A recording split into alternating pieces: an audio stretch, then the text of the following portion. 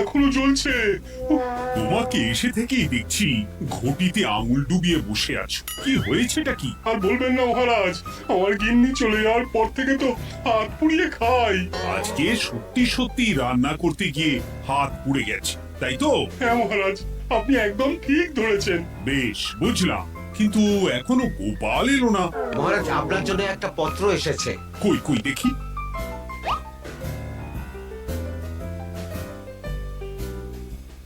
ঠিক আছে, তুমি এখন এসো।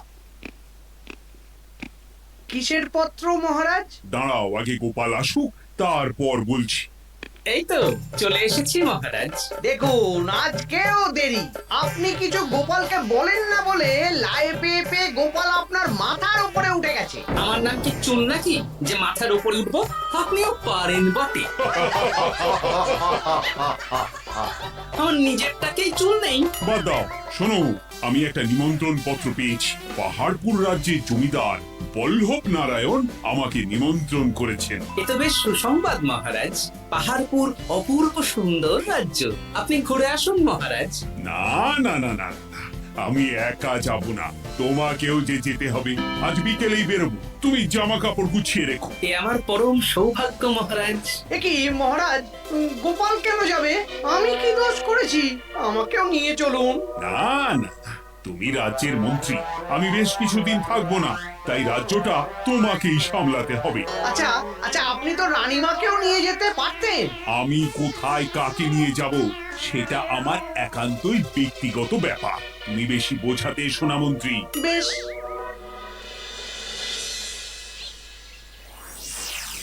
গোপাল গোপাল আর গোপাল, এই গোপালের জন্যে আমাদের কপালটাই মন্দ থেকে গেল।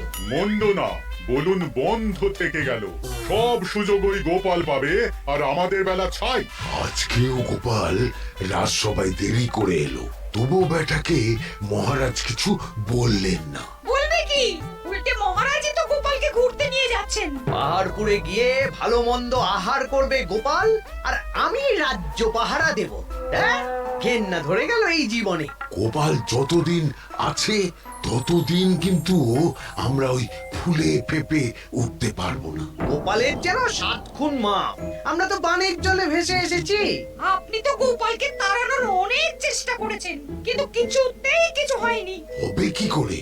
গোপালের একে ওই ক্ষুরধার বুদ্ধি, তারপর মহারাজের উপর অগাধ বিশ্বাস, দুটো মিলেমিশে এক হয়ে গেছে। মাঝে মাঝে তো মনে হয় বেটাকে মেরেই ফেলি।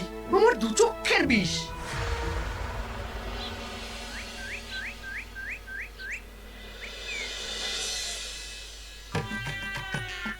বলছি গিন্নি, কি এত তুমি পোটলায় বাঁধছো বলো তো? এত দূরের রাস্তা, তাই শুকনো খাবার ভালো করে বেঁধে দিচ্ছি। হ্যাঁ, তা কি কি দিয়েছো শুনি? ভিজে চিড়ে দিয়েছি, মুড়ি, নারকোল কুচো, চিনি দিয়েছি। হ্যাঁ, ব্যাস, আর কিচ্ছু দিতে হবে না। আমার সাথে তো মহারাজও যাচ্ছেন। আমি একটু বেশি করে দিয়েছি গো। দূর, সে কথা বলিনি। মহারাজ যাচ্ছেন তো, তাই মহারাজও নিশ্চয়ই রাজবাড়ি থেকে ভালো মন্দ খাবার নিয়ে আসবেন। যে যার নিজের তালে থাকে। কি আর করবো গিন্নি, উদরকে আদর করে যা সুখ তার অন্য কিছুতে নেই। বেশ বেশ, সাবধানে যেও। হ্যাঁ, তুমিও সাবধানে থেকো কিন্তু। আর নাতনি নাতনি গুলো এলে তাদের জানিয়ে দিও যে দাদু বেশ কিছুদিন থাকবে না। ঠিক আছে গো, ঠিক আছে। সাবধানে যাবেন মহারাজ।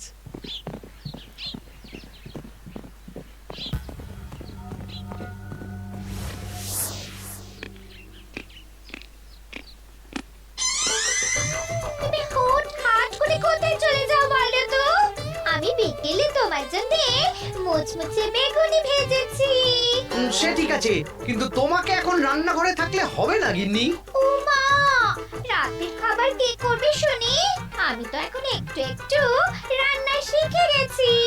এখন তোমাকে অন্য কাজ করতে হবে। কি কাজ? শোনো, বুঝতে পেরেছো তো? একদম জলের মতো পরিষ্কার বুঝে গেছি। তাহলে আর দেরি না করে যাও।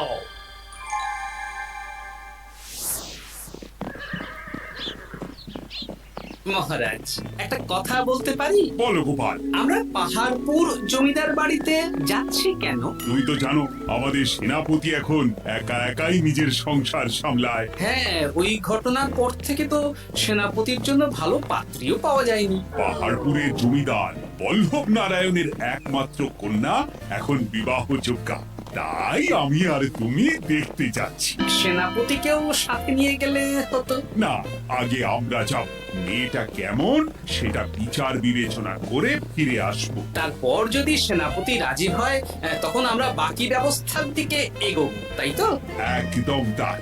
আর তোমার চেয়ে ভালো মানুষ চেনার ক্ষমতা আমার জানা আর কেউ নেই, সেই জন্যই তো তোমাকে নিয়ে এলাম। এ আমার পরম সৌভাগ্য মহারাজ।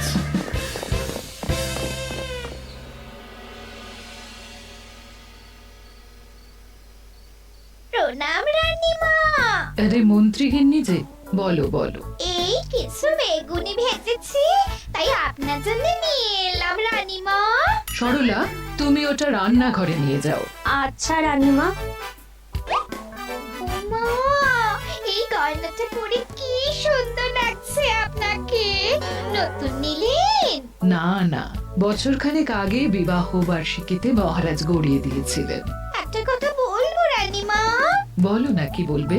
আমার মনে হয় আপনাকে আমাদের মহারাজ না আর আগের মতন ভালোবাসেন না।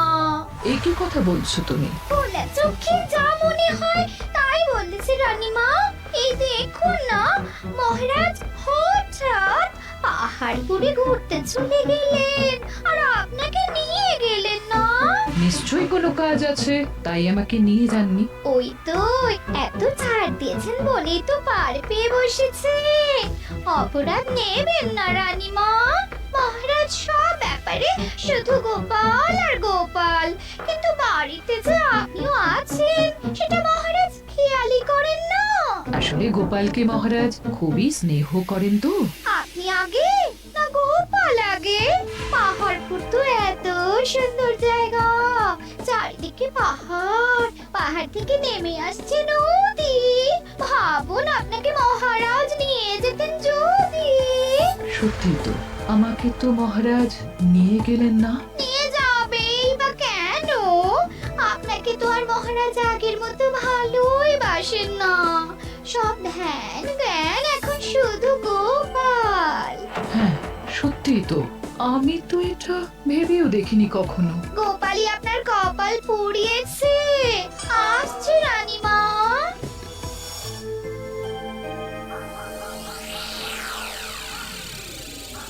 কি গো গিন্নি, আমি যেমন যেমন বলেছি তুমি তেমন তেমন রানীমাকে বুঝিয়েছো তো? হ্যাঁ হ্যাঁ, আমি একেবারে এমন ভাবে কানে পুষ্পন্ত ঢেলেছি, রানীমার কান মাথা সব সব ভরে গেছে। এবার শুধু মাঝে মাঝে ইন্ধন জুগিয়ে যেতে হবে, বুঝলে? তারপরে তোমার পথের কাঁটা ফাঁকা হয়ে যাবে। আর একবার গোপাল সরে গেলেই আর কোনো চিন্তা নেই। দু হাত ভরে রোজগার করবে গো।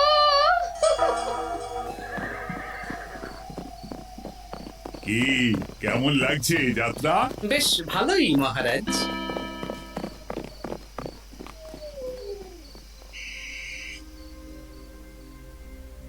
রানীমা, খাবার কি আমি এই ঘরে নিয়ে আসবো? না, আজ আমি কিচ্ছু খাবো না, কিচ্ছু না, খিদে নেই, যাও। এ কি রানীমা, আপনি তো সেই দুপুরের পর কিছুই খাননি। তোমাকে একবার কিছু বললে তুমি বুঝতে পারো না? বলেছি তো আমার খিদে নেই, আমাকে বিরক্ত করো না, যাও।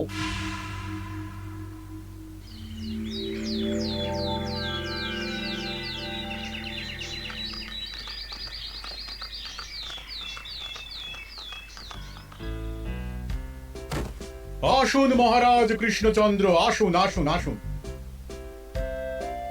কি সুন্দর জায়গাই পাহাড়পুর, মনে হচ্ছে বেশ কিছুদিন থেকে যাই। তা থেকে যান না। এখন যে কাজে এসেছি সেটা আগে করে নি, তারপর যদি সব ঠিকঠাক তখন তো আবার আসতে হবে। তাও ঠিক। এই বিমলা মা, এদিকে আয়। এই নিন কমলা লেবুর শরবত। বেশ সুন্দরী দেখতে মহারাজ। নিজের মেয়ে বলে বলছি না, বিমলা সব কাজ নিজের হাতে করে। বাড়িতে পাঁচটা দাস দাসী আছে, তাদের কাজই করতে দেয় না। বাহ বাহ বাহ, ভালোই তো। আপনার মেয়েকে তো বেশ লক্ষ্মীমন্ত দেখতে। ও অনেক ছোটবেলায় মাকে হারিয়েছে, কিন্তু নিজের ইচ্ছে পড়াশুনো রান্না বান্না সব শিখেছে। যেমন হাতের রান্না তেমনই মাথায় বুদ্ধি। রান্না তো খেলেই বুঝতে পারবো। হ্যাঁ, আজ দুপুরে সব রান্না তো নিজের হাতেই করছে। আমি ওকে কিছু প্রশ্ন করতে চাই। দাঁড়িয়ে আছো কেন মা? বসো। মহারাজ, আপনার অনুমতি নিয়ে আমি বিমলাকে কিছু প্রশ্ন করতে চাই। করো না। আচ্ছা বিমলা, তোমার বয়স কত? আসছে শ্রাবণে আমি 19 বছরে পড়বো। আচ্ছা, শ্রাবণ মাসে জন্ম, বর্ষাকালে। বেশ বেশ। আচ্ছা বলো তো, মেঘের ডাকে জল ছেড়ে ডাঙায় উঠে পড়ে, মানুষ তাকে হাতে পেলে নিয়ে যায় ঘরে, এটা কি? কই মাছ। বাহ বাহ, এবার বলো তো, এমন কোন জিনিস যেটা একান্তই তোমার কিন্তু অন্যেরা বেশি ব্যবহার করে? আমার নাম। বাহ বাহ বাহ বাহ, খুব সুন্দর খুব সুন্দর। আপনার মেয়ের মাথায় বুদ্ধি আছে। আচ্ছা আচ্ছা, আরেকটা প্রশ্ন করব। বলো তো, একটা অঙ্ক পরীক্ষায় তোমার বাবা 100-তে 90 পেয়েছে, তুমি 100-তে 100 পেয়েছো, আর আমি 100-তে 95 পেয়েছি। তাহলে কে বেশি বুদ্ধিমান? আপনি বেশি বুদ্ধিমান। মা, এটা তুই কি বললি রে? তুই তো 100-তে 100 পেয়েছিস, তাহলে তুই বেশি বুদ্ধিমান হবি না? না না, আমি হলে তো বুদ্ধিমতী হব। দারুণ দারুণ। জমিদার মশাই, আপনার মেয়ে সত্যি বুদ্ধিমান, না মানে বুদ্ধিমতী। এবার দুপুরের ভুরি ভোজটা খেলেই বুঝতে পারবো হাতের জাদু।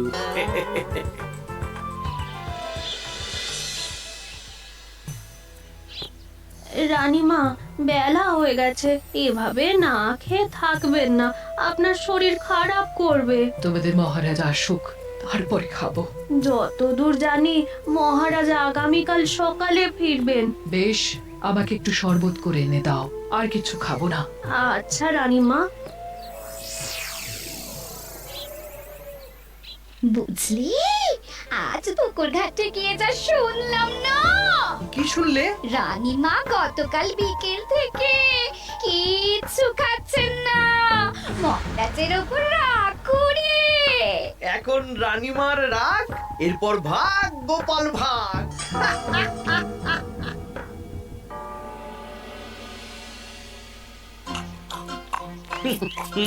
সত্যি বিমলা, তোমার হাতের রান্নার কোনো তুলনা নেই মা। আমাদের সেনাপতি তাহলে আর হাত পুড়িয়ে রান্না করবে না বলছো? সে যদি কর্তাগিন্নিতে রাগারাগি হয় তখন। মা আমার লজ্জা পেয়েছে। তা আপনাদের কোনো আপত্তি নেই তো? কি যে বলেন, আপনার রাজ্যের সেনাপতি বলে কথা। বলছি, বিমলাকে তো আমাদের সেনাপতি দেখলো না, তাহলে? বিমলার একটা তৈলচিত্র আছে, আমি আপনাকে বরং সেটা দেব, আপনি ওনাকে গিয়ে দেখাবেন। সেই ভালো হবে, আমাদের খুব পছন্দ হয়েছে। তাহলে সেনাপতি রাজি হলে আমরা বিবাহের তারিখ চিঠিতে জানিয়ে দেব। আচ্ছা মহারাজ।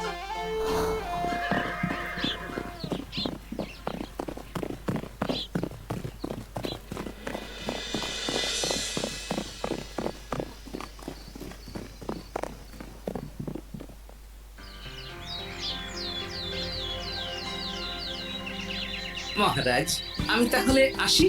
যাওয়ার পথে আমি সেনাপতির সাথে কথা বলে নেব। হ্যাঁ হ্যাঁ গোপাল, এসো। বেশ ভালোই কাটলো পাহাড়পুরে। হ্যাঁ মহারাজ, অনেক ধকল গেছে, যান গিয়ে বিশ্রাম নিন।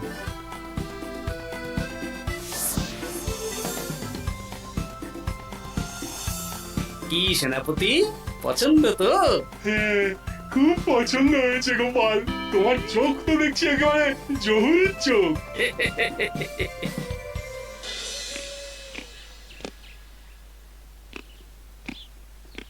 চিরটা কাল আপনি ওই গোপাল গোপাল করে কাটিয়ে দিন। কি হলো? রানীমা গত পরশু থেকে কিচ্ছু খাননি, গতকাল একটু শরবত খেয়েছেন শুধু। কেন, কি হয়েছে? দেখুন মহারাজ, সহ্যের একটা সীমা আছে। আরে, আমার তো কিছুই মাথায় ঢুকছে না। মাথায় শুধু গোপাল থাকলে আমার কথা ঢুকবে কি করে মহারাজ? আপনি আমাকে আর আগের মতো ভালোবাসেন না মহারাজ। এসব কি বলছো রানী? ঠিকই বলছি। আপনি খেয়ালই করেননি যে আমি গলায় আপনার পছন্দের পান্নার হার পরেছি মহারাজ। আরে আমাকে বলার সুযোগ দেবে তো। দেখুন, আপনি পাহাড়পুরে ঘুরতে গেলেন, গোপালকে নিয়ে গেলেন। আমারও মনে হয় কোথাও ঘুরতে যাই মহারাজ। আরে গোপালকে নিয়ে যাওয়ার প্রয়োজন ছিল, তাই নিয়ে গেছি। গোপাল তো আপনার প্রিয়জন, তাই ওকেই আপনার প্রয়োজন। আমি তো কেউ না। দেখো, গোপাল আমার সব বিপদে আপদে পাশে থাকে, তাই ওকে ভরসা করি। সেটা তো তুমি খুব ভালো করে জানো। আজকের পরে হয় গোপাল থাকবে, না হলে আমি থাকবো। না না না, এ হতে পারে না। গোপালকে আমি সরাতে পারবো না, আর কাউকে সরানোর জন্য কোনো কারণ তো চাই। আর কারণ যদি আমি দিয়ে দিই? কি কারণ? আপনি গোপালকে বলবেন আমার সাথে আপনার ঝগড়া হয়েছে। বেশ, তাতে কি? আপনি গোপালকে বলবেন ও যেন আমাকে বলে আপনার কাছে ক্ষমা চাওয়ার জন্য, আর আমি ক্ষমা চাইবো না। ব্যাস, আপনি এই সামান্য কাজটা গোপালকে করতে না পারার জন্য ওকে তাড়িয়ে দেবেন। ওকে মাত্র 7 দিন সময় দেবেন। ব্যাস। ঠিক আছে, আমি এক্ষুনি গোপালকে ডেকে পাঠাচ্ছি। দেখো গোপাল, এখন যদি রানী আমার কাছে ক্ষমা না চায়, তাহলে কিন্তু আমি বাধ্য হব তোমাকে রাজসভা থেকে তাড়িয়ে দিতে। আচ্ছা মহারাজ, বুঝেছি। রানীমা আপনার কাছে ক্ষমা চাইবেন, কিন্তু তার জন্য আপনাকে আমার কথা মতো কিছু কাজ করতে হবে মহারাজ। কি কাজ বলো? বুঝেছেন? হ্যাঁ। না গোপাল, আমি মহারাজের কাছে ক্ষমা চাইতে পারবো না। দেখুন রানীমা, আমার মনে হয় আপনার ক্ষমা চাওয়াই উচিত। পুরুষ মানুষের মন বলে কথা, যদি বেশি দিন আপনি মহারাজের সাথে এরকম তিক্ত সম্পর্ক রাখেন, তাহলে কিন্তু মহারাজের মন অন্যদিকেও চলে যেতে পারে। এমনিতেও কি গোপাল? কিছু না রানীমা, শুধু এটুকু জেনে রাখুন, রাজবাড়ির মাঠে বাঁশ বাঁধা হবে। মানে কেন?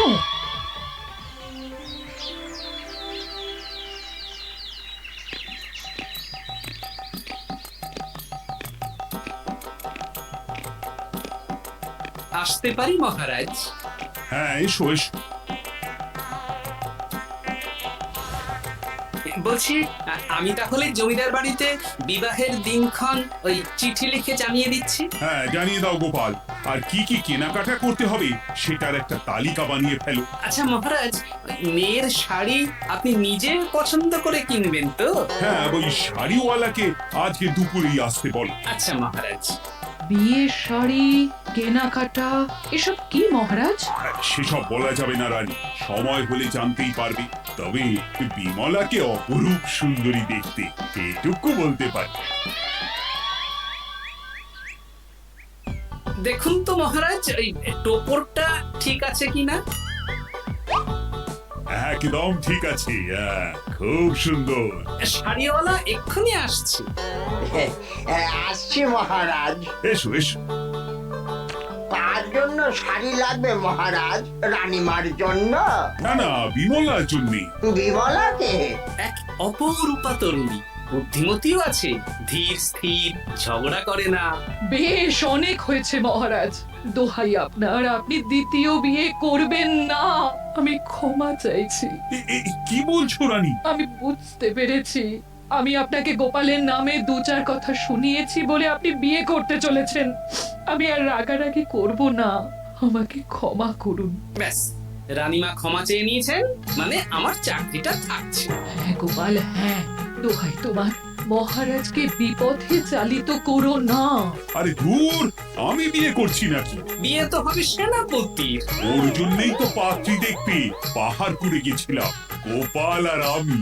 তার মানে মন্ত্রীর বউ আমাকে ভুল বোঝালো? আবার মন্ত্রীর কোনো ষড়যন্ত্র হবে, ওকে না নিয়ে গিয়ে গোপালকে নিয়ে গেলাম বলে।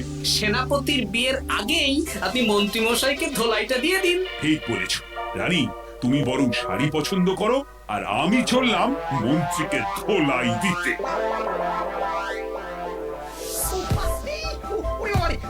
তুমি এত নীচ, হ্যাঁ? তোমার কিডনিকে দিয়ে রানীর কানে বিষ ঢালা? ভুল হয়ে গেছে, ভুল হয়ে গেছে, ক্ষমা করে দিন।